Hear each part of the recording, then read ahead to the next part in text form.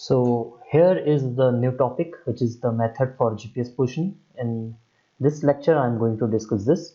So here the chart, we already divide the method of GPS into three parts. The first one is number, second one is movement, and third one is processing. You can see here, you can see my mark, processing, movement and number. ये तीन चीजें पता चल रही हैं आपको. Interact बच्चों, interact करो थोड़ा सा, ताकि मुझे पता चल जाए कि इंटरनेट चल रहा है पीछे से. ठीक है, तो मैं आपको बताता हूँ कि हमने जीपीएस की जो मेथड है वो कैसे हमने प्लेस करे हैं. ठीक है, तो सबसे पहले हमको पता है कि वी हैव थ्री सेगमेंट. मैंने नोट्स प्रोवाइड कर रखे हैं, उसमें आप देख सकते हैं. We have three segment of GPS, right. The first one is your space segment.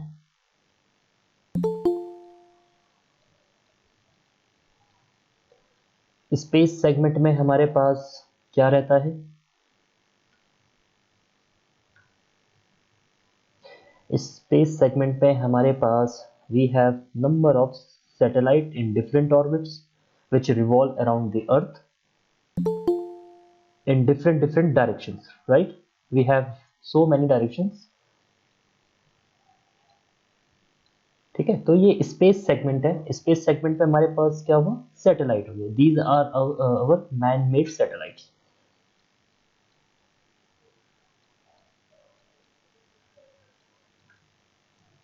Clear?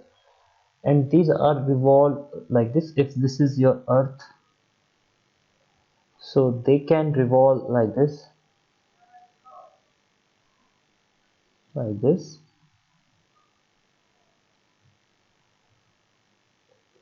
And इसके बीच में जो स्पेस बच रहा है ना, इनके हिसाब से भी रोटेट कर सकता है, राइट. तो ये हमारे सैटेलाइट है. These are our space segment. Okay, then we have एक receiver segment which is known as ground segment.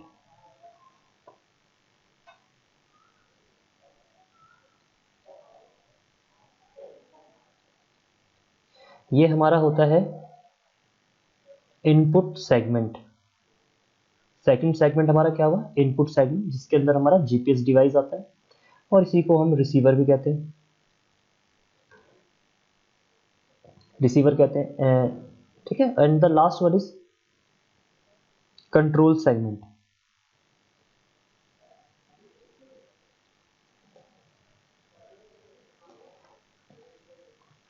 Satellite को हम एक कंट्रोल पॉइंट से ऑर्बिट में छोड़ते हैं. जैसे हमारी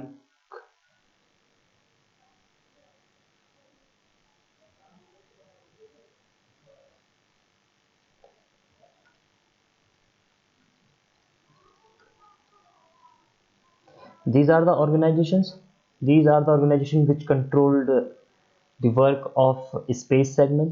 जैसे हम सैटेलाइट को लॉन्च करते हैं, सैटेलाइट के पोजीशनिंग के बारे में, ये सब क्या है? ये डिफरेंट एजेंसीज होती हैं. इनके बारे में हमने इंट्रोडक्शन में पढ़ा था. मेनली हमारे पास जो हम कंपैरिजन करते हैं, the first one is ISRO. ये हमारी इंडियन है, इंडियन रीजन की है. And the second we compare this ISRO with the NASA. ठीक है, तो ये सैटेलाइट एजेंसी या स्पेस एजेंसी जो है ये अमेरिका में है और इसरो अपने इंडिया में है, राइट.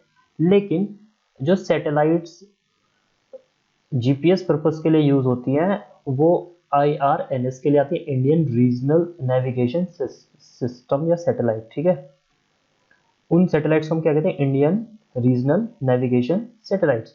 तो ये उसके अंदर आती है. ठीक है, क्लियर. तो दीज आर और कंट्रोल स्टेशन. ये एक तरीके से आप इसे समझ लीजिए, ये एक सेगमेंट है जहां से हम इस बिल्डिंग के अंदर हमारे पास कुछ इंस्ट्रूमेंट है, जिन इंस्ट्रूमेंट से हम अर्थ के चारों तरफ जो सैटेलाइट रिवॉल्व करते हैं एक पर्टिकुलर ऑर्बिट में, लाइक दिस.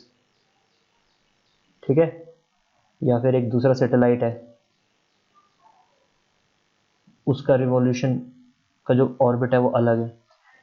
इनकी पोजिशनिंग को हम फाइंड आउट करते हैं with the help of this control segment की जो बिल्डिंग है। तो यहाँ पे हमें इसकी पोजिशनिंग पता होती है कि एट t1 टाइम में ये अर्थ पे कितनी दूर है, ये भी t1 टाइम में satellite number second, this is the second one satellite, this is the first one satellite. तो फर्स्ट वन और second one satellite t1 time में कहाँ पे एग्जिस्ट कर रहे हैं ऑर्बिट में, राइट। तो ये हमें पता चलता है कंट्रोल सेगमेंट से। और जो हमारा इनपुट सेगमेंट होता है ये जैसे जिसमें हमारा जीपीएस डिवाइस होता है, these are going to collect the data on the field which data will be process after all the activity. तो उससे हम ग्राउंड के पोजीशंस और कोऑर्डिनेट के बारे में हमें पता चलता है इनपुट सेगमेंट से। और जो फर्स्ट सेगमेंट हमारा है वो स्पेस सेगमेंट है। स्पेस सेगमेंट मतलब जो सैटेलाइट हमारी स्पेस में होती है उसको हम स्पेस सेगमेंट कहते हैं। तो इसमें हमारी ये सैटेलाइट किस तरीके से होते हैं, क्या क्या टाइप होते हैं, इनके वेट और इनके फीचर्स वगैरह ये सब आ जाते हैं, राइट। हमें अभी इतना डीपली इसमें नहीं जाना है, बट एक इंट्रोडक्शन पोर्शन के लिए हमें ये चीज़ पता होनी चाहिए, ठीक है। तो इज इट क्लियर? मैंने ये आपको इसलिए बताया कि आपको पता चल जाए कि जो मेथड है जीपीएस के मेथड है वो किस पे डिपेंड करेगा, राइट। क्या मेथड हमारा कंट्रोल सिस्टम पे डिपेंड करता है? नहीं, मेथड हमारा कंट्रोल सिस्टम पे डिपेंड नहीं करेगा। क्या हमारे जो मेथड है जीपीएस के वो सैटेलाइट पे डिपेंड करता है? हाँ, सैटेलाइट के फीचर्स पे डिपेंड कर सकता है, बट सैटेलाइट का काम क्या है? सैटेलाइट का काम सिर्फ और सिर्फ जो हमारा इनपुट सेगमेंट है उसकी लोकेशन को फाइंड आउट करना है। तो यहाँ पे हमारा नहीं पड़ता है। सिर्फ और सिर्फ ये जो जीपीएस डिवाइस है इसको हम किस तरीके से यूज करते हैं उस पे हमारा मेथड डिपेंड करता है। सो method of GPS is depend on the device. Okay, अब ये डिवाइस को हमने 3 पार्ट्स में डिवाइड किया है, ठीक है। इस डिवाइस को हमने 3 पार्ट्स में डिवाइड किया। सबसे पहला पार्ट हमारा number, how many number of GPS device are you going to take for your serving purpose, वो उसके अकॉर्डिंग हमारा क्या आ गया, फर्स्ट पार्ट आ गया, फर्स्ट मेथड आ गया, right. Then we have the movement. आप जो डिवाइस की मूवमेंट है वो आप कैसे कर रहे हो, किस तरीके से कर रहे हो, क्या आपका डिवाइस स्टैटिक कंडीशन मतलब रुका हुआ है या किनेमेटिक कंडीशन मतलब मूवमेंट में है। तो उसके हिसाब से हमने सेकंड क्लास बना दी। फर्स्ट कैटेगरी हो गई, सेकंड कैटेगरी हो गई, and we have the third category which is processing. अब प्रोसेसिंग क्या होगी? प्रोसेसिंग हमारे इनपुट ने डिवाइस ने जो डेटा कलेक्ट किया with the help of satellite उसको प्रोसेस करना। उसको प्रोसेसिंग करने के जो मेथड्स होते हैं वो हमने यहाँ लिख दिए। तो उसके बेसिस पे भी हमारा एक मेथड का कैटेगरी हो गया। तो we have 3 category, number, movement, processing, and I explain this things that how these are going to plan, ठीक है, क्लियर। अब यहाँ पे सबसे पहले पार्ट में जो नंबर है मैं उसको डिस्क्राइब कर रहा हूँ। तो नंबर से according we have 2 methods like single GPS device method and we have the second one that is the relative number of GPS। अब इसमें क्या होता है, सिंगल में हम एक डिवाइस यूज करेंगे और रिलेटिव में हम 2 या 2 से ज्यादा डिवाइस यूज करेंगे लोकेशन को फाइंड करने के लिए, क्लियर। अभी हम इसमें 1 बाय 1 फिर से कमेंट करेंगे, बट अभी मैं आपको थोड़ा थोड़ा इंट्रोडक्शन पोर्शन में बता रहा हूँ। मूवमेंट में वी हैव ऑलरेडी, देखो ये मूवमेंट है, दिख रहा है मेरा मार्कर, तो रेड से दिखाता हूँ, ये मूवमेंट है, ठीक है। मूवमेंट को हमने 2 पार्ट्स में डिवाइड कर दिया है, one is static and another one is kinematic. अब स्टैटिक का मतलब क्या होता है, रुका हुआ। तो डिवाइस यहाँ पे क्या है, रुका हुआ है, ठीक है। और किनेमेटिक में क्या है, जो डिवाइस क्या है वो क्या है, मूव करेगा, ठीक है।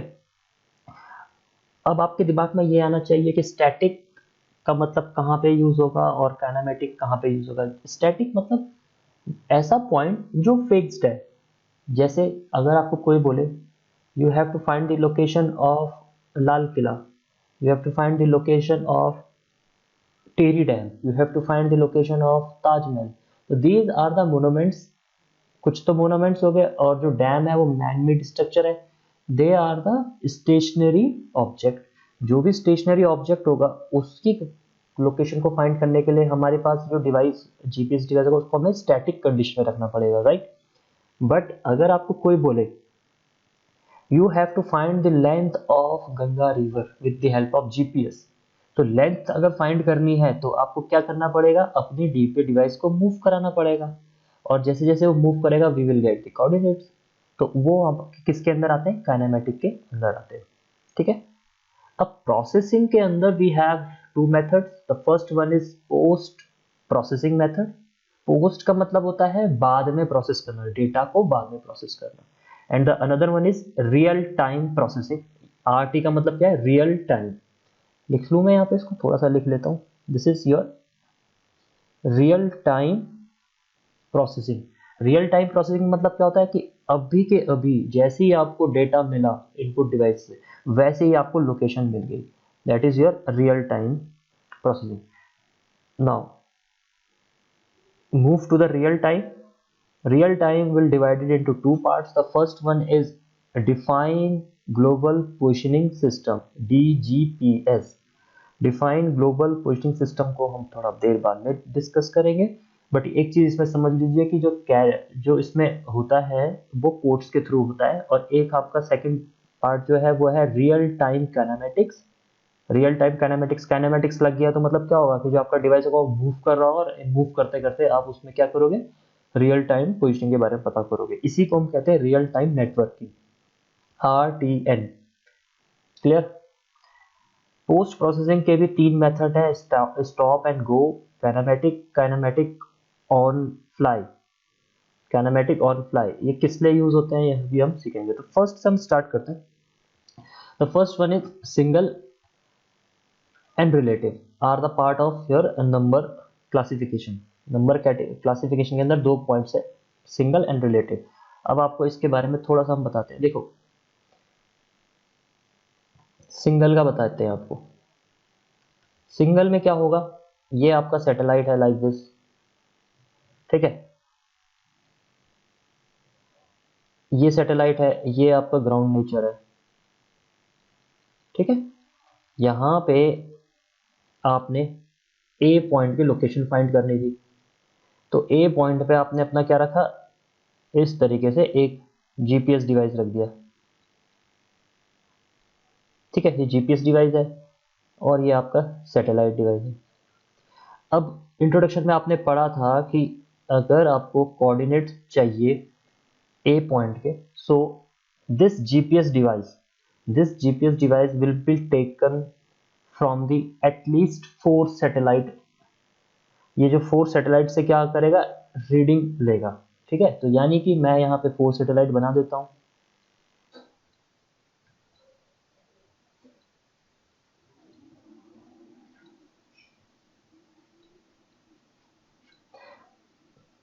Like this.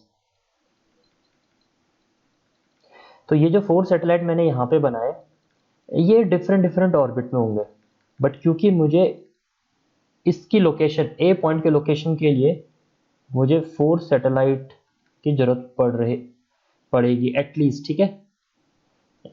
अब ये जो मैं ये जो सिग्नल बना रहा हूँ ना, ये सिग्नल क्या होते हैं कि ये सिग्नल दो तरीके से सेंड करे जाते हैं, ठीक है। हालांकि इतना डीप हमें नहीं समझना था, पर फिर भी मैं थोड़ी छोटी सी स्टोरी में समझा देता हूँ। बेसिकली क्या होता है, we have a clock, we have a atomic clock. जैसे घड़ी घर में होती है ना, घड़ी 12, 6, 3, 9 इस तरीके की, ये जो हमारी घड़ी होती है ना ये घर में होती है, ठीक है। बट ऐसी वाली क्लॉक नहीं होती, हमारी एक एटॉमिक क्लॉक होती है जो मतलब बहुत ही छोटा टाइम भी मेजर करती है। तो वो क्लॉक होती है कहाँ पे, सैटेलाइट में, ठीक है। तो अभी मैं क्लॉक को इस तरीके से बना रहा हूँ, ये हमारी एटॉमिक क्लॉक होती है। इसी तरीके से क्या होता है कि जीपीएस डिवाइस में भी क्लॉक होती है, ठीक है। जीपीएस डिवाइस में भी क्लॉक होती है। अब क्या होता है, अब ध्यान दीजिए, इस चीज को बहुत अच्छे से ध्यान दीजिए। यहां से सैटेलाइट, ये जो फर्स्ट सैटेलाइट है, फर्स्ट है, सेकंड है, थर्ड है, फोर्थ है, इसका जो टाइम होगा, इसने क्या किया, एक कोड जनरेट किया, ठीक है। एक कोड जनरेट किया, उस कोड को उसने सिग्नल के फॉर्म में ट्रांसमिट किया। ट्रांसमिट करने के लिए उसने क्या यूज करना पड़ेगा, इलेक्ट्रोमैग्नेटिक वेव के थ्रू ट्रांसफर करेगा। ये कोड इसने जनरेट किया और इलेक्ट्रोमैग्नेटिक के थ्रू कहा, जीपीएस डिवाइस को भेजा, ठीक है, मतलब डिस्ट्रीब्यूट कर दिया। इस जीपीएस डिवाइस में भी क्या होता है, एक कोड जनरेट होता है, ठीक है।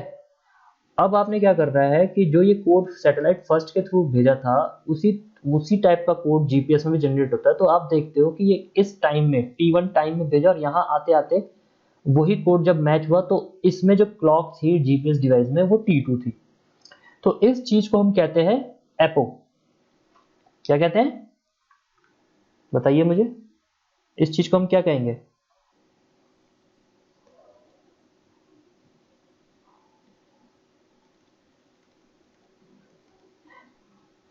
क्या कहते हैं इस चीज को हम? एको। एपोक, ठीक है। ये एपोक क्या करता है, इस एपोक में एक चीज आपको पता चली, जो ये कोड आपने जनरेट किया था सैटेलाइट में और सेम कोड आपने जनरेट किया जीपीएस में, जब आपने उसे मैच कराया जीपीएस में, तो जो जीपीएस में टाइम था वो T2 हो गया और सैटेलाइट का टाइम जब आपने उसे जनरेट किया था तो वो T1 था, ठीक है। इसका मतलब क्या हुआ, इस कोड को यहाँ आने में कितना टाइम लग गया, यहाँ आने में इसको डेल्टा टाइम टी टाइम लग गया। आपने इसको किसके थ्रू भेजा, आपने इसको एक इलेक्ट्रोमैग्नेटिक वेव के थ्रू भेजा। इस वेव की खास बात क्या होगी, इसकी एक स्पीड होगी। क्या होगी इसकी स्पीड, एक स्पीड है, तो मैं सी ले रहा हूं, स्पीड ऑफ इलेक्ट्रोमैग्नेटिक वेव। अब ये वेव सैटेलाइट पे किस तरीके की है उस पर हम नहीं जा रहे, फिलहाल मैं बता रहा हूँ कि स्पीड है। अब डिस्टेंस का फॉर्मूला क्या होता है, बताइए मुझे, डिस्टेंस का फॉर्मूला क्या होता है? स्पीड इंटू, बताइए, स्पीड इंटू टाइम। स्पीड आपको पता है, स्पीड क्या है, स्पीड आपकी c है, which is the speed of electromagnetic wave. Time क्या है आपका, डेल्टा टी है। डेल्टा टी कैसे, देखो T1 को कौन फाइंड करेगा, T1 जो टाइम सैटेलाइट का था वो कंट्रोल सेगमेंट फाइंड करेगा, ठीक है। कंट्रोल जैसे नासा, इसरो, वो लोग फाइंड करेंगे। T2 टाइम को कौन फाइंड करेगा, T2 टाइम को कौन फाइंड करेगा, जो सर्वेइंग कर रहा है फील्ड में जाके जीपीएस के थ्रू, वो T2 टाइम को फाइंड करेगा। ये T2 ही हमारा क्या है, डेटा है। क्या है ये हमारा डेटा है, ये हमारा क्या है, इनपुट डेटा है, right. This is my input data. इसी इनपुट डेटा को अगर मैं बाद में आके अपने अपने लैब में आके इसको फाइंड करता हूं तो वो होता है मेरा पोस्ट प्रोसेसिंग, क्लियर। और अगर मुझे T2 टाइम मेरे को जीपीएस जहां पे मैं पोजीशन ए पे हूं वहीं पे मिल जाए और मुझे वहीं पे डिस्टेंस का पता चल जाए तो उसको हम कहते हैं रियल टाइम। क्या कहते हैं उसको, रियल टाइम। थोड़ा बहुत समझ में आ रहा है? अभी मेरे को क्या चाहिए, मुझे चाहिए ये डिस्टेंस। क्या चाहिए, ये डिस्टेंस चाहिए। तो ये जो फॉर्मूला है मैंने यहाँ पे लगाया c इंटू डेल्टा टी, ये ऑलरेडी लग के आएगा किसमें, जीपीएस के मॉनिटर में। जो मॉनिटर, अगर जीपीएस डिवाइस होगा, मॉनिटर होगा, अगर मुझे वहां पे लिख के आ रहा है एकदम से डिस्टेंस लिख के हुए आ रहा है तो वो तो रियल टाइम है। और अगर मैं इसको लैब में जाके कर रहा हूँ तो वो मेरा क्या हो गया, पोस्ट प्रोसेसिंग हो गया, क्लियर। अब आप बताइए मुझे, ये डिस्टेंस क्यों निकाली मैंने, अब आपको थोड़ा सा मैं बताता हूँ डिस्टेंस क्यों निकाली। Because I know the position of my satellite, where is it at, orbit में घूम रहा है। तो मुझे पता है कि जो मेरा सैटेलाइट है, ये जो एजेंसीज है, स्पेस एजेंसीज जिनको हम कहते हैं अर्थ पे, उस स्पेस एजेंसीज ने इसकी पोजिशनिंग को बता रखा है कि ये भाई ये T1 टाइम में कौन सी पोजीशन पे है, एक्स वाई जेड, अर्थ से कहाँ पे है ये, ठीक है। तो अगर मुझे ये एक्स वाई जेड कोऑर्डिनेट्स पता है, और ये एक्स वाई जेड कोऑर्डिनेट्स किसने दिए मुझे, कंट्रोल सेगमेंट से। सपोज कंट्रोल सेगमेंट से मुझे पता चला, जैसे कि नासा या फिर इसरो वालों ने मुझे बता रखा है कि ये हमारी एक सैटेलाइट है। अभी मान लीजिए सैटेलाइट का आप नाम रखते हैं, इसका नाम हम रख रहे हैं फिलहाल के लिए Ayush. So this satellite name is Ayush, ठीक है। आयुष, सुन रहे हो आप, आपके नाम पे सैटेलाइट हमने रख दिया है यहाँ पे। तो ये आयुष नाम की सैटेलाइट है। कंपनी स्पेस एजेंसीज को पता है कि आयुष जो सैटेलाइट है उसकी पोजीशनिंग अभी करंट टाइम पे T1 टाइम पे क्या है, ठीक है। और T1 टाइम पे, और अगर उसको ये डिस्टेंस मिल जाए, दिस डिस्टेंस, अगर ये डिस्टेंस मिल जाए उसको, किसकी डिस्टेंस है ये तो जीपीएस डिवाइस की डिस्टेंस है, ठीक है। कौन सी पोजीशन पे थी, ये कौन सी पोजीशन पे, ये ए पोजीशन पे थी, इस तरीके से, ठीक है। तो अगर उसको ये डिस्टेंस मिल जाए ए पोजीशन की, तो उससे उसको क्या पता चल जाएगा, उससे अभी क्या करना है, देखो ये जो T1 पॉइंट है, दिस इज योर ग्राफ। जो आयुष है, आयुष के कोऑर्डिनेट क्या है, मान लो 0 0 है, और अगर मुझे आयुष के इस कोऑर्डिनेट से एक डिस्टेंस मिल गई तो मैं ये पॉइंट फाइंड कर सकता हूँ, this must be my A point, और इस पॉइंट के मैं क्या निकाल सकता हूँ, अगर मुझे एक पोजीशन में डायरेक्शन में मिला है तो इसका मेरे को देखो अभी क्या है कि डिस्टेंस मुझे मिली है, ठीक है। डिस्टेंस से मैं ना x1 और y1 नहीं निकाल सकता हूँ, ठीक है। तो मैं क्या करूंगा, मैंने आयुष को जो T1 है 0 0 माना, दिस इज यहाँ पे सैटेलाइट है मान लीजिए, ठीक है। सैटेलाइट के पॉइंट्स आपको पता है, उसको आप 0 0 मानो। तो एक सैटेलाइट से आपने क्या फाइंड करी, ए पॉइंट की कौन सी डायरेक्शन फाइंड करी, ए पॉइंट की आपने डिस्टेंस फाइंड करी in your x direction, like this. तो आपको जब आप इस ए पॉइंट की x डायरेक्शन फाइंड करेंगे डिस्टेंस से, तो आपको क्या मिल गया, x1 मिल गया, ठीक है। क्लियर हो गया। फिर यहाँ पे दूसरी सैटेलाइट है, फिर क्या है, मैं आपको थोड़ा और ऊपर दिखाता हूँ। तो ऊपर अगर हम जाएंगे तो ये तो हुआ एक से, ठीक है, ये तो हुआ आयुष के थ्रू जो डिस्टेंस पता चली थी। ये डिस्टेंस कैसे निकली, इस डिस्टेंस का फॉर्मूला यहाँ पे ये है, ठीक है। इसी तरीके से ये दूसरी सैटेलाइट है, दूसरी सैटेलाइट का नाम हम रख देते हैं, क्या रख रहे हैं हम, इसका नाम हम रख रहे हैं इशिता। ये क्या है, इशिता, ये इशिता है, ठीक है। इसी तरीके से हम करिश्मा और लास्ट एक और नाम ले लेते हैं, निशांत, ठीक है। तो ये करिश्मा की है और ये निशांत की है। तो चार सैटेलाइट के चार नाम रखे हमने। तो आयुष ने मुझे ए पॉइंट की एक्स वैल्यू दे दी, ठीक है। इसी तरीके से कहीं दूसरी जगह पे क्या होगी, इशिता खड़ी होगी अपना ऐसे रेफरेंस लेके। ये उसकी सैटेलाइट है, किसकी है, कौन है ये इशिता है। इस इशिता ने भी क्या निकाला, एक डिस्टेंस निकाला इस ए पॉइंट की, ठीक है।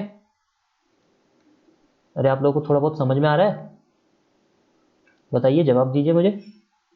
जी सर। ठीक है। तो जब इशिता की सैटेलाइट से इशिता ने भी अपना क्या कहा, 0 0 कहा, बोला मैं भी ओरिजिन बनूंगी, ठीक है। और ये ओरिजिन की वैल्यू कहाँ से मिली, ऑब्वियसली कंट्रोल पॉइंट से मिला, मतलब ग्राउंड से, जो कंट्रोल सेगमेंट्स है ग्राउंड पे, वहां से मिला। तो वहां से इशिता सैटेलाइट से मुझे इसकी क्या पोजीशन मिली, वाई पोजीशन मिली।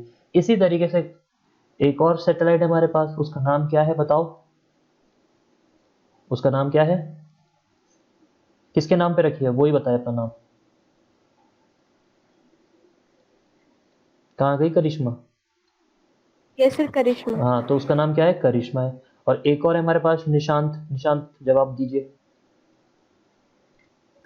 Yes sir. ठीक है। तो करिश्मा ने भी इस ए पॉइंट को फाइंड किया with the help of this distance. अभी डिस्टेंस कैसे निकलता है, फॉर्मूला मैंने आपको बता रखा है, speed of electromagnetic wave multiply the apo. और एपो कैसे निकलता है वो भी बता दिया मैंने, एक एटॉमिक क्लॉक होती है उसके थ्रू निकलता है, ठीक है। तो इसने भी, करिश्मा ने भी जेड पोजीशन दे दी, ठीक है। अब आप बताइए मुझे कि भाई जब तीन सैटेलाइट थी, तीन सैटेलाइट से जब हम एक्स वाई जेड निकाल सकते, तो ये निशांत की क्या जरूरत पड़ गई हमें। निशांत ने एक्चुअल में क्या किया, निशांत की सैटेलाइट से हमने टाइम निकाला, ठीक है, डेल्टा टी निकाला निशांत के उससे। क्लियर। इसीलिए हमको, अगर मुझे जीपीएस के थ्रू किसी भी पॉइंट की लोकेशन चाहिए तो वो मुझे X Y Z and delta T के टर्म में चाहिए। अब ये डेल्टा टी के टर्म में क्या, इसका क्या मतलब होता है, इसको हम कहते हैं एपो। अब ये एपो क्यों यूज होता है, क्योंकि सेम एपो पे जैसे अभी सपोज इस एपो को मैं 5 सेकंड लेता हूँ, तो 5 सेकंड ही निशान से होगा, 5 सेकंड ही करिश्मा से होगा, और 5 सेकंड ही ये जो फर्स्ट थी सैटेलाइट, कौन सी सैटेलाइट थी फर्स्ट वाली, आयुष। आयुष की थी, और हमारी 5 सेकंड का एपो। तो इस तरीके से हम ये 5 सेकंड का एपो लेके एक इक्वेशन बनेगी, ठीक है। उस इक्वेशन को जब सॉल्व करेंगे then we will get the X की वैल्यू, जो ए की वैल्यू है एक्स के टर्म में, वाई के टर्म में, जेड के टर्म में मिलेगी, where X is your longitude, latitude, height. Clear. तो यहाँ पे आपको थोड़ा समझ में आ रहा है ना कि कैसे हम कोऑर्डिनेट सिस्टम में, जैसे हम लोगों ने प्लेन टेबल में पढ़ा, प्लेन टेबल में तो नहीं, पर हम लोगों ने कहाँ पढ़ा था ये लैटिट्यूड डिपार्चर, किधर पढ़ा था हमने ये, जब हम लोग कंपास की बात करते हैं तो वहां पे हमने लैटिट्यूड डिपार्चर के बारे में पढ़ा था, ठीक है। तो और जहाँ पे भी हमने एक और चीज पढ़ी थी कंपास के साथ साथ, क्या क्या पढ़ा था, four bearing and back bearing, जहाँ पे हम ये बार बार नॉर्थ और साउथ की पोजीशन बनाते हैं, ठीक है। तो कोऑर्डिनेट सिस्टम की हम बात कर रहे हैं, तो कोऑर्डिनेट सिस्टम ही है एक तरीके से, बस यहाँ पे जो कोऑर्डिनेट सिस्टम जिसको हम कॉपी में ड्रॉ करते थे वो कोऑर्डिनेट सिस्टम चेंज होके सैटेलाइट के टर्म में आ गया है। तो इसीलिए हमें 4 सैटेलाइट की जरूरत पड़ती है एटलीस्ट एक पॉइंट के लिए, ठीक है। तो बच्चों यहाँ पे आपको एक चीज समझ में आ गई कि क्यों 4 सैटेलाइट की जरूरत पड़ती है, ठीक है। अब अगर ये सारी प्रोसेस मैंने सिर्फ एक ही जीपीएस सेगमेंट किससे करा है, एक ही जीपीएस सैटेलाइट से किया है, तो ये क्या होगा, single type of GPS method हुआ। Is it clear to you? Yes sir. ठीक है। और अगर मैं एक ऐसा सर्वे कर रहा हूं जहां पे मैं दो जीपीएस डिवाइस ले रहा हूं लाइक दिस, अगर मैं एक ऐसा सर्वेइंग कर रहा हूं जहां पे मैं 2 जीपीएस डिवाइस ले रहा हूं which is at point B, तो ये हो जाएगा आपका रिलेटिव, ये क्या हो जाएगा आपका, ये आपका हो जाएगा relative type GPS method. Is it clear? तो सिंगल और रिलेटिव में समझ में आ गया? Yes sir. बस आपको एक चीज ध्यान देनी है कि जो ये 4 सैटेलाइट थे, आयुष, इशिता, करिश्मा और निशांत, ये जीपीएस 1 डिवाइस से कनेक्ट हुए, यही 4 सैटेलाइट जीपीएस 2 डिवाइस से कनेक्ट होंगे, ठीक है। ये चीज याद रखना है कि आपको यही 4 सैटेलाइट जो आपके ए पॉइंट वाले जीपीएस से कनेक्टेड थे वही जीपीएस 2 वाले से भी कनेक्टेड हो जाए। अदरवाइज सैटेलाइट बहुत ज्यादा है यूनिवर्स में, स्पेस में बहुत ज्यादा सैटेलाइट है, बट हमें जो ये जो आइडेंटिकल सैटेलाइट्स है, 4 आइडेंटिकल सैटेलाइट, उससे पता करना है बी पोजीशन की। Is it clear? अब यहाँ पे अब इन जीपीएस डिवाइसेस को भी एक नाम हम देते हैं, this is your reference first जो जीपीएस डिवाइस होगा उसको हम रेफरेंस पॉइंट कहेंगे या रेफरेंस डिवाइस कहेंगे, and the second one which is taken as the B point is known as rover GPS. Is it clear? थोड़ा समझ में आ रहा है? तो अब ये जो GPS 1 है उसको हम रेफरेंस कहते हैं और जो GPS 2 है उसको हम रोवर पॉइंट कहते हैं। Is it clear? तो जब भी हम रिलेटिव मेथड की बात करते हैं, whenever we are talking about the relative method, इसमें 2 जीपीएस डिवाइस होते हैं, एक रेफरेंस होता है और एक रोवर होता है। तो क्लियर? अब आपको ये बताओ मुझे कि सिंगल और रिलेटिव कैसे यूज करेंगे। जब हम सिंगल करते हैं तो ऑब्वियसली उसकी जो सिंगल होगा वो उसको पॉइंट ऑब्जेक्ट के लिए करेंगे और वो लेस एक्यूरेट होगा एज कंपेयर टू रिलेटिव क्या होगा, ज्यादा एक्यूरेसी में काम करेगा, ठीक है।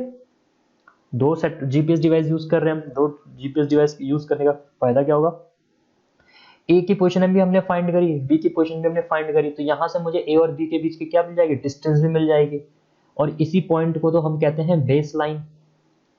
तो जब भी मुझे बेस लाइन मेजरमेंट करना हो तो मैं क्या करूंगा, रिलेटिव टाइप के मेथड को यूटिलाइज करूंगा, और अगर मुझे सिर्फ एक सिंगल पॉइंट को आइडेंटिफाई करना है तो मैं सिंगल मेथड को अप्लाई करूंगा, राइट। सो ये एप्लीकेशन समझ में आ गया, दोनों के एप्लीकेशन समझ में आ गए, सिंगल के और रिलेटिव के, but relative one is more accurate, ठीक है, ये भी याद रखिए। तो ये एक तरीके से आपको समझ में आ गया कि नंबर ऑफ जीपीएस से कैसे। अब मूवमेंट पे चलते हैं। मूवमेंट में सबसे पहले स्टैटिक का मतलब क्या है कि रुका होगा डिवाइस, ठीक है। अब रुका होगा मतलब, अब इसमें देखिए जो ये सिंगल मेथड होता है ना, ये सिंगल मेथड देख रहे हो आप जीपीएस का, वो क्या है, एक एब्सोल्यूट मेथड है। एब्सोल्यूट मेथड मतलब जो एग्जैक्टली एक सिंगल पॉइंट के ऊपर डिवाइस को ले जाके जिसकी कैलकुलेशन करते हैं वो हमारा क्या है, एब्सोल्यूट है। क्लियर हो गया? This absolute for only single point. भाई आपका जीपीएस की कंडीशन क्या होनी चाहिए, रुकी होनी चाहिए, जीपीएस का होना चाहिए, रुका होना चाहिए, ठीक है, जीपीएस डिवाइस रुका होना चाहिए, बस। अब मेथड को एब्सोल्यूट, इसको भी 3 तरीके से, अगर मुझे सिंगल पॉइंट को करना तो उसके लिए मैं एब्सोल्यूट जाऊंगा। रिलेटिव स्टैटिक मेथड, देखो यहाँ पे रिलेटिव आ गया, रिलेटिव का मतलब क्या होगा, 2 जीपीएस डिवाइस। अब 2 जीपीएस डिवाइस रुके हुए हैं, जैसे मैंने प्रीवियस फिगर में दिखाया था, तो इससे क्या होगी, एक लेंथ भी पता चलेगी हमें, यानी लेंथ किसकी होती है, ए पॉइंट से बी पॉइंट की लेंथ पता चली, और ए पॉइंट और बी पॉइंट के भी कोऑर्डिनेट्स पता चले। यानी कि हमें क्या है कि यहाँ पे हमने पॉइंट के साथ साथ बेस लाइन मेजरमेंट भी कर लिया है। तो this is the second method which is came under the static one, right? The third one is rapid static method. Rapid static method क्या होता है? Rapid static method में relative जैसे ही यूज होता है, बस एक ही चीज का ध्यान देते हैं कि जो relative static method है मोर एक्यूरेट है। मैंने ऊपर भी लिख रखा है यहाँ पे मोर एक्यूरेट है, ठीक है।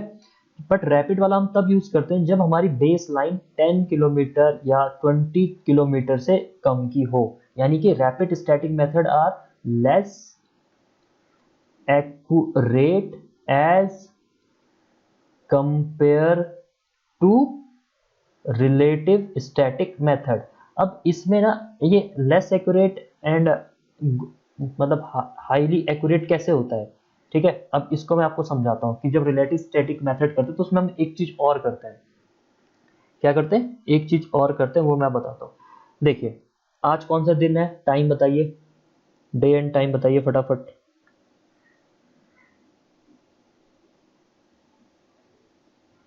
जल्दी बताइए बच्चों, आज कौन सा दिन है? ट्यूसडे। ट्यूसडे है, तो ट्यूसडे ट्यूसडे है, ठीक है। डेट कौन सी है आज? सर 4th में हैं 2020 फोर्थ में सर। 4 मई को आपने ट्यूसडे को ए और बी का रिकॉर्डिंग करा, डेटा रिकॉर्ड किया, ठीक है। फिर आपने इसको 3 डेज बाद, 3 डेज के बाद क्या होगा? ट्यूसडे आज से 3 दिन बाद क्या आएगा? बच्चों आप जवाब दो। हैं 7th में 3 डे के बाद क्या आएगा? 7 मई आएगा। 7 मई का कौन सा डे होगा? 7 मई को फ्राइडे होगा, वेरी गुड। फिर उसके बाद 3 डे के बाद 7th डे, 7th डे आज से 7th डे क्या होगा? अब अगेन ट्यूसडे होगा, और ये आपका क्या होगा? शायद 11 नहीं होगा, ठीक है। तो आपने क्या किया, ए और बी की पोजीशन आपने आज के दिन कैलकुलेट करी, फिर आज के ही टाइम पे 3 दिन बाद कैलकुलेट करी, और आज के ही टाइम पे 7 दिन बाद कैलकुलेट करी। सेम सैटेलाइट से ही आयुष, इशिता, करिश्मा और निशांत नाम के सैटेलाइट ने आज भी कैलकुलेट करी इसकी ए और बी की location with the GPS device, और उसके बाद 3 दिन बाद भी करी, और उसके बाद 7 दिन बाद भी करी। इस प्रोसेस को हम कहते हैं, जब हम डिफरेंट गैप में लेते हैं, इस प्रोसेस से हमें क्या मिलेगी? पहले चीज मुझे बताओ, इस प्रोसेस से हमें क्या मिलेगी? एक्यूरेसी मिलती है, ठीक है, एक्यूरेसी मिलती है। तो इसी चीज को हम कहते हैं, मैं यहां पे लिख रहा हूं, आप दोनों बोलो, एपिमेराइड्स, ठीक है। AP EPHEMERIDS, एपिमेराइड्स। तो ये जो प्रोसेस है, इस प्रोसेस को हम क्या कहते हैं? एपिमेराइड्स प्रोसेस कहते हैं। यही प्रोसेस, यही एपिमेराइड्स प्रोसेस को हम करते हैं किसमें? इस प्रोसेस को हम करते हैं एक्यूरेसी लाने के लिए, ठीक है। और ये एक्यूरेसी लाने के लिए, जब अगर मेरी 20 किलोमीटर या 10 किलोमीटर से ज्यादा लंबी बेस लाइन होगी, यानी कि मैं कौन सा मेथड यूज करूंगा? Relative static method. तो इसमें हमें क्या करना पड़ेगा? एपिमेराइड्स प्रोसेस को इस्तेमाल करना पड़ेगा। क्लियर? 2 जीपीएस तो करना है, 2 जीपीएस रैपिड स्टैटिक में भी है, इसमें भी 2 जीपीएस है। बस only difference is it is less accurate, क्योंकि यहाँ पे हम ये जो प्रोसेस है एपिमेराइड्स, इसको नहीं परफॉर्म कर रहे हैं, वो है रिलेटिव स्टैटिक मेथड में, क्योंकि ये हाईली एक्यूरेट है, इसमें हम एपिमेराइड्स को परफॉर्म कर रहे हैं। और एपिमेराइड्स मैंने अभी आपको समझा दिया, जब आप 7 डेज, जब आप 3 डेज, 7 डेज, 14 डेज, 1 महीने बाद, इन सब में बार बार उसी सेम सैटेलाइट से ए और बी की पोजीशन को फाइंड कर रहे होते हैं, राइट? Is it clear? ठीक है, तो आई होप कि आप लोगों को ये वाला समझ में आ गया होगा। Now I am going to the different part which is kinematic part of the movement category. तो किनेमेटिक पार्ट में क्या होता है कि आपका जो जीपीएस डिवाइस होगा वो क्या होगा? मूव करेगा। क्या करेगा? मूव करेगा। अब अगर किनेमेटिक में जीपीएस डिवाइस मूव करे, अब जीपीएस डिवाइस कितने तरीके के होते हैं? जीपीएस डिवाइस हमारे किस तरीके से हम यूज कर सकते हैं? या तो हम उसे सिंगल यूज करेंगे, या तो हम उसे रिलेटिव यूज करेंगे। तो आपको समझ में आ गया होगा कि दोनों का मतलब समझ में आ गया कि अगर आपने ये जो नंबर है, नंबर फर्स्ट कैटेगरी में, सिंगल पॉइंट को अगर आप उसको चलाते हुए जा रहे हो, पॉइंट की वैल्यू को आप जीपीएस डिवाइस को मूव कर रहे हो, तो आपको क्या मिलेगा?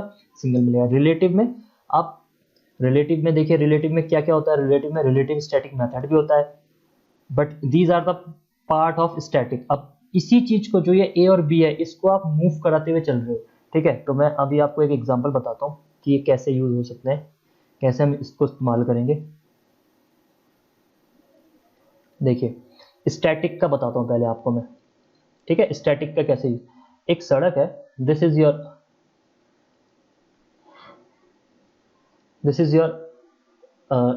रिवर ले लीजिए, रिवर ले लीजिए, ठीक है? रिवर में this is a starting point, A point starting है, बी पॉइंट आपकी क्या है? फिनिशिंग है, उसके बाद सी है या दूसरा रिवर है।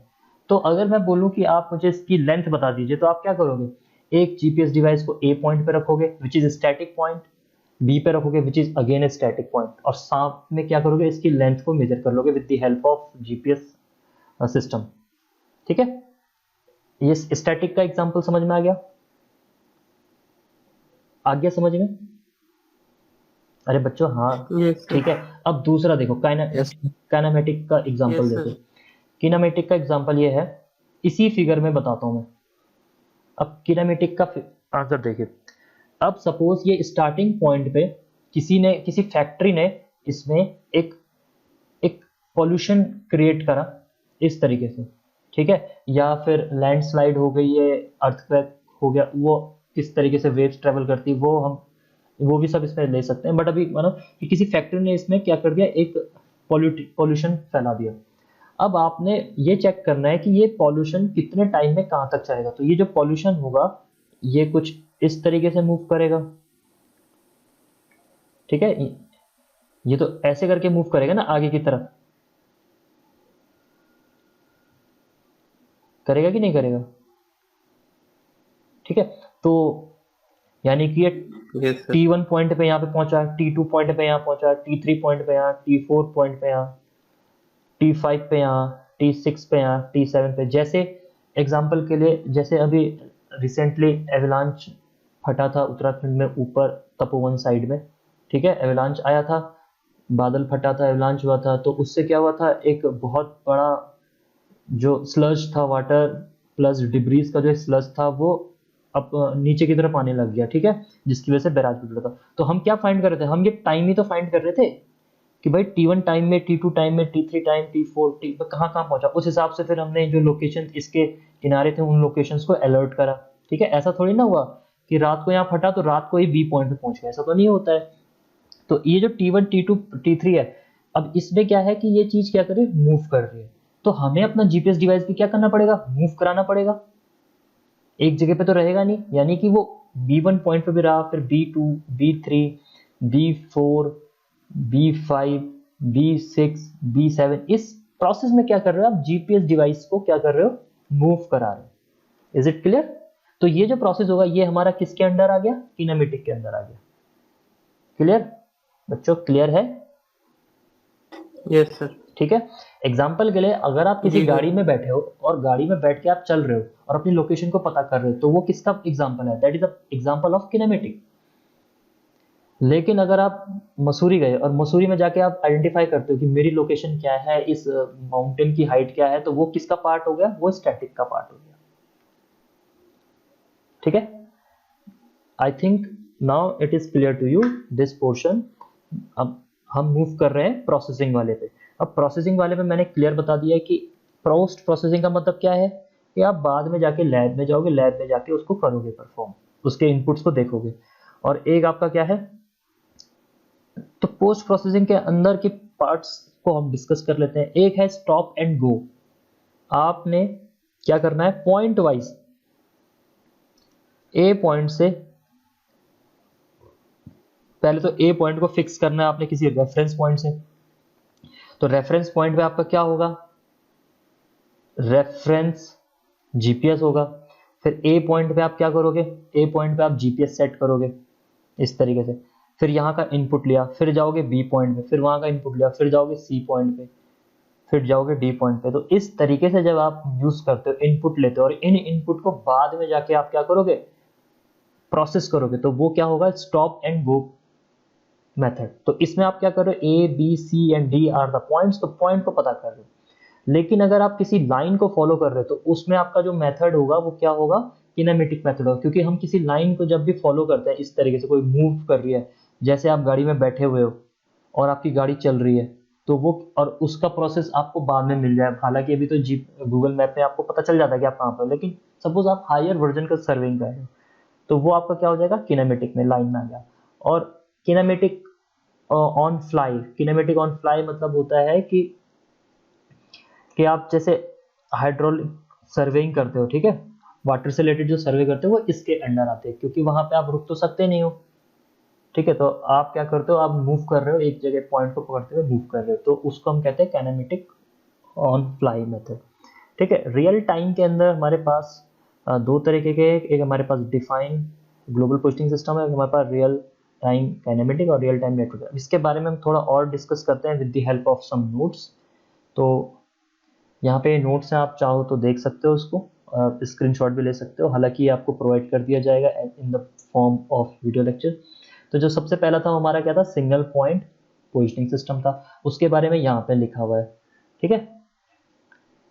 अब देखिए यहाँ पे एक ही जीपीएस है और ये 4 सैटेलाइट से क्या है, इसकी पोजीशनिंग को आइडेंटिफाई किया जा रहा है, तो ये आपको यहाँ पे लिखने का कंटेंट मिल गया। रिलेटिव पोजीशनिंग के बारे में मैंने जो जो जो आपको बताया, जैसे ये रेफरेंस है, ये रोवर है, इसका डायग्राम यहाँ पे है, ये भी आपको मिल जाए, ये यहाँ पे इसके बारे में लिखा हुआ है। जो भी चीज़ें हमने अभी तक डिस्कस करी वो रिलेटिव पोजीशनिंग से रिलेटेड, वो यहाँ पे सारी चीज़ें लिखी हुई है। हम चाहते हैं कि आप इसको पढ़ो एक बार और इसमें से मुझे बताओ कि आपको कौन सा पॉइंट समझ में नहीं आया। पहला पहला पॉइंट देखिए क्या लिखा हुआ है, 2 or more GPS receiver are being used simultaneously to receive signals from the same set of GPS satellite. ये याद समझ में आ गया, सेम सेट का 2 और मोर सेट जीपीएस समझ में आ गया होगा, ये हमने डिस्कस किया था। Second point, one of the receivers is placed in static condition, मतलब एक रुका होना चाहिए, ऑन ए रेफरेंस, उसको हम रेफरेंस स्टेशन कहते हैं, वेयर ट्रू और ऑर्बिटरी पोजीशन इज नोन, जिसको आप एब्सोल्यूट पोजीशन भी कहते हो जिसको, and it is term as reference receiver. तो रेफरेंस के रिसीवर की यहाँ पे बात करिए। अदर रिसीवर्स इधर इन स्टेशनरी और इन मूवमेंट, तो दूसरा है उसको आप मूव भी करा सकते हो या रोक भी सकते हो, which is depend on the method, which is depend on the condition of surveying, is are placed at position where positions is are to be determined is known as location of receivers is known as the rover station। Basically ये rover station की definition यहाँ पे बताई गई है जो हमने discuss करी। थर्ड है जो फोर्थ पॉइंट है, recorded data have some epoch, epoch interval के बारे में मैंने बता दिया था आपको, अदरवाइज होना चाहिए epoch interval, otherwise epoch interval by the rover should be less than. और दूसरी चीज ये है कि देखिए यहाँ पे एक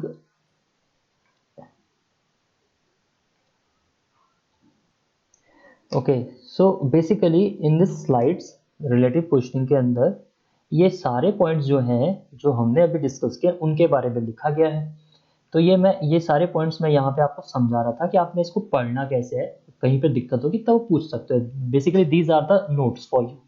जैसे फर्स्ट पॉइंट है, 2 or more GPS receivers are being used simultaneously to receive signals from the same set of satellite, 2 or more, same set of satellites यानी कि ये जो मैंने अभी नाम दिए थे, आयुष, इशिता, करिश्मा एंड निशांत, उन्हीं 4 से आपको रेफरेंस वाले का भी लेना है एंड रोवर वाले का भी लेना है, ठीक है। Let me take this one for you, अब दिख रहा होगा आपको मार्कर। तो सेकंड पॉइंट जो है, one of the receiver is placed at static condition, जिसको हम रेफरेंस रिसीवर बोलते हैं, यहाँ पे लिखा हुआ है।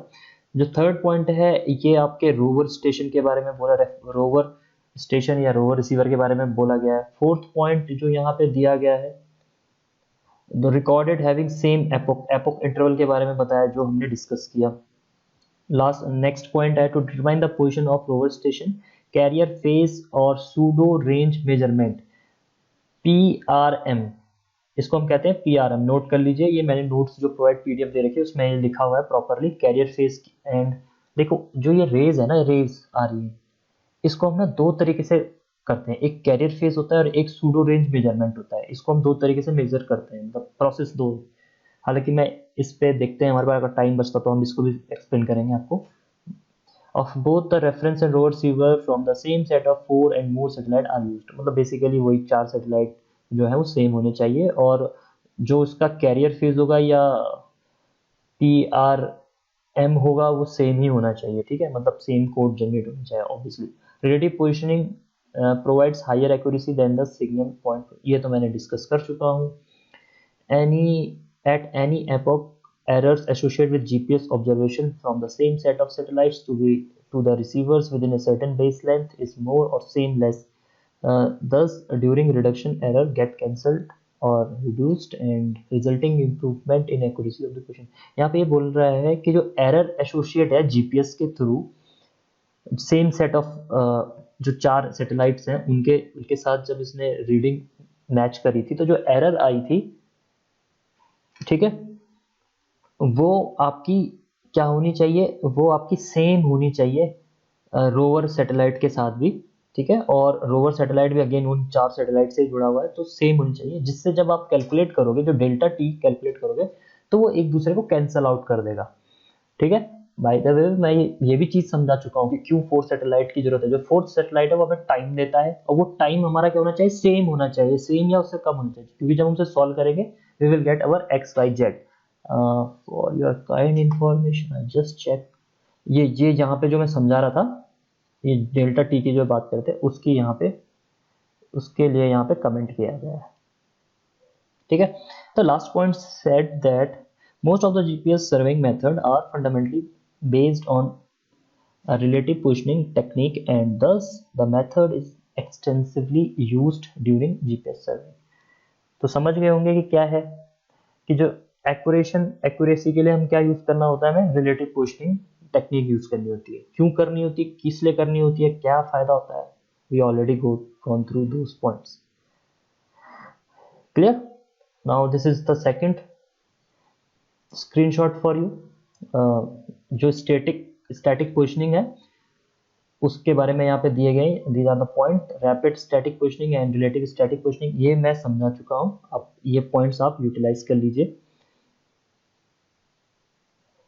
Then we have the post processing में स्टॉप एंड गो समझा चुके हैं for point observation, kinematic for line observation, kinematic on fly surveying, for hydrographic surveying के लिए हम यहाँ पे यूज करते हैं।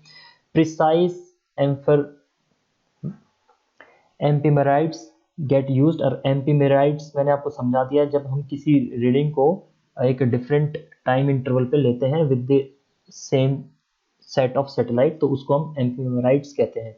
हाईली एक्यूरेट होता है पोस्ट प्रोसेसिंग, क्योंकि हम इसे लैब में कैलकुलेट करते हैं, ठीक है, as compare to the real time.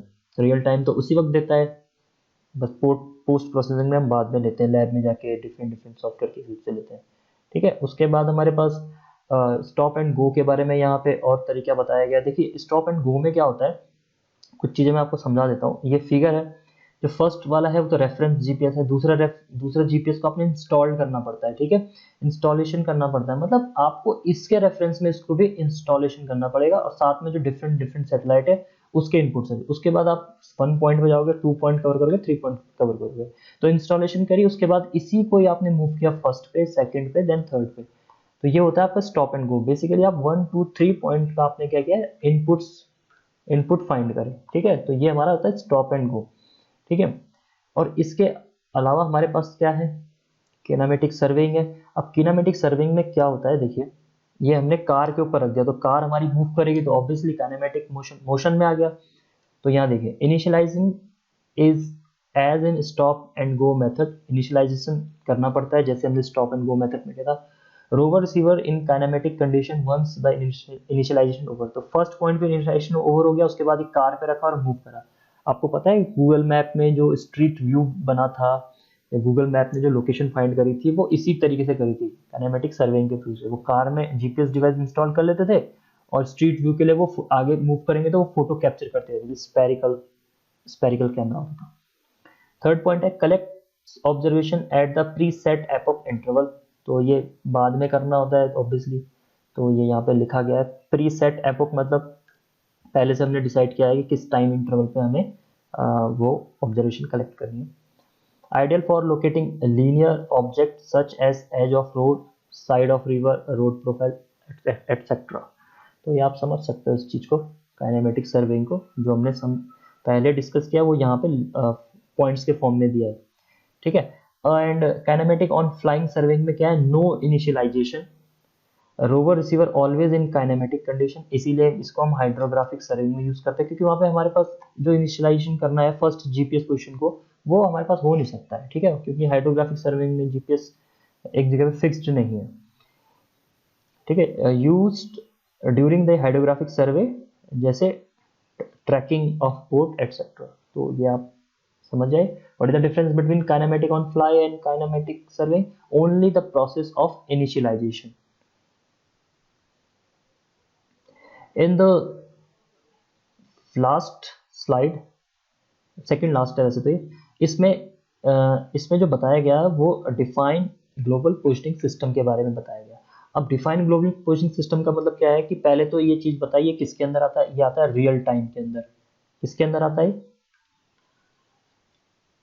बताओ, आंसर बताओ, किसके अंदर आता है? Real time. रियल टाइम के अंदर। अब देखो इसका मैकेनिज्म इस डायग्राम से समझिए, ये आपके पास आयुष, इशिता, करिश्मा एंड निशान, दीज आर द 4 सैटेलाइट। इनके रेज देखो, ये रेज जो है इससे दो रेज निकल रही, एक निकल रही है इसकी तरफ, ये आपका ऑब्जर्वर है, इसको कहेंगे रोवर। क्या कहेंगे? रोवर। ये आपका एक और जीपीएस डिवाइस है, ये हमारा क्या है? रेफरेंस। क्या है ये? रेफरेंस है। क्लियर? इस रेफरेंस से एक वायर जुड़ा हुआ है, यानी कि हमने रेफरेंस से भी सेट किया अपने रोवर को। Rover, this is the A point. Similarly इस रोवर सैटेलाइट को अपने आयुष के सैटेलाइट से भी सेट करा, ठीक है, इशिता के भी उससे किया, करिश्मा के उससे भी करा, एंड निशांत के उससे भी किया, है ना। सिमिलरली ये रेफरेंस जीपीएस जो है, इसको भी आपने आयुष, इशिता, करिश्मा, निशांत नाम के सैटेलाइट से भी इस वाली लाइन से सेट करा है। यानी कि आप क्या कर रहे हो इसमें, अगर आपको रियल टाइम इंफॉर्मेशन चाहिए तो आपने क्या करा, इसको सैटेलाइट से भी कनेक्ट करा, सैटेलाइट से भी इसकी पोजीशन चेक करी, और सेम पोजीशन को वेरीफाई कर दिया रेफरेंस स्टेशन से भी, राइट। तो इसी चीज को हम कहते हैं डिफाइन ग्लोबल पोजिशनिंग सिस्टम, जो हमें रियल टाइम इंफॉर्मेशन प्रोवाइड करता है। क्लियर? क्लियर है बच्चों ये चीज? Yes sir. ठीक है। तो यहाँ पे इसके बारे में यहाँ पे लिखा गया है कि रियल टाइम काइनेमेटिक क्या है, एंड रियल टाइम नेटवर्क के बारे में यहाँ पे लिखा हुआ है। तो आप लोग इसको पढ़ लीजिए, कॉपी में लिख लीजिए, जो समझ में नहीं आता पूछ लीजिएगा बाद में। So this is the summary. हम समरी में, हम भी जीपीएस की पूरी समरी है एक तरीके से, जो हमने हमारे सिलेबस में थी। क्या है जीपीएस? एनालिटिकल मतलब फॉर्मूला, रिसेक्शन मैंने आपको समझा दिया, जो प्लेन टेबल का रिसेक्शन था वैसा ही कुछ तरीके से हमने इसको एक्सप्लेन करा था। तो दिस इज द प्रिंसिपल, ठीक है। क्या है ये? जीपीएस का प्रिंसिपल है, ठीक है। किसी भी पोजीशन को फाइंड करने के लिए हमें कम से कम 4 या उससे ज्यादा सैटेलाइट से कनेक्ट करना पड़ता है।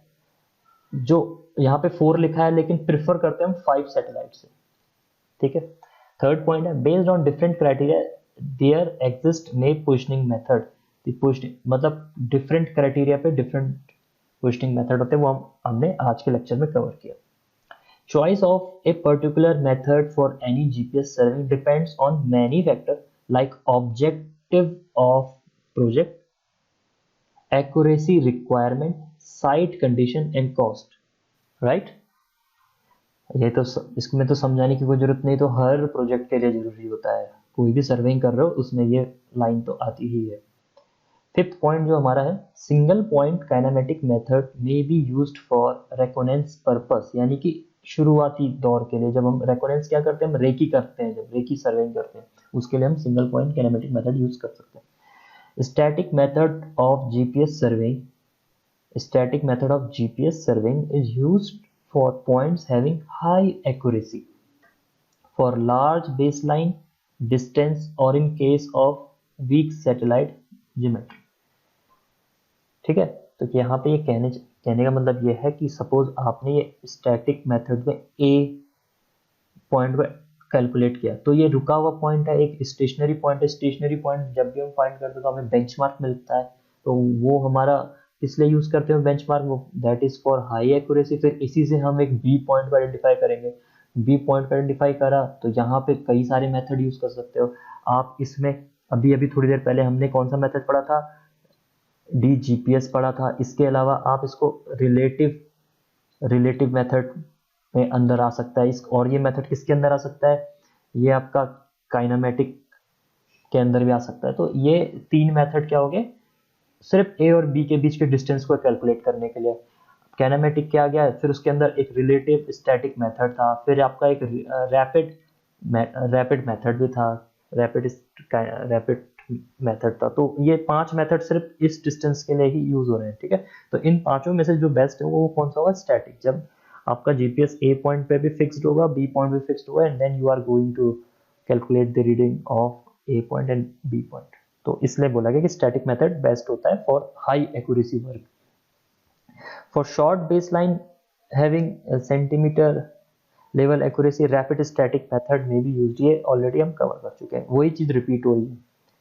For delineating linear features such as edge of road, river boundaries, etc., kinematic surveying is being used.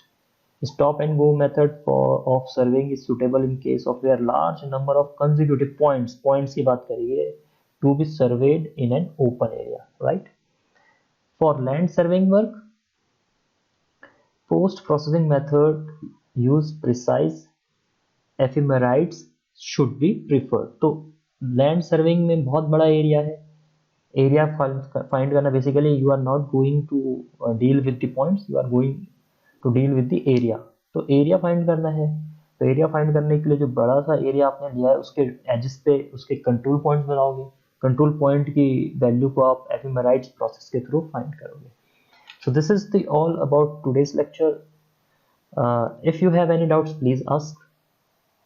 Doubts are invited from your sides and awaited also. कोई डाउट है इन पॉइंट्स में, इस पूरे चार्ट में कोई डाउट्स है तो बताइए। No sir. चलिए, so if you have any doubts, please comment on your WhatsApp groups which we already made. Thank you, have a nice day, stay safe.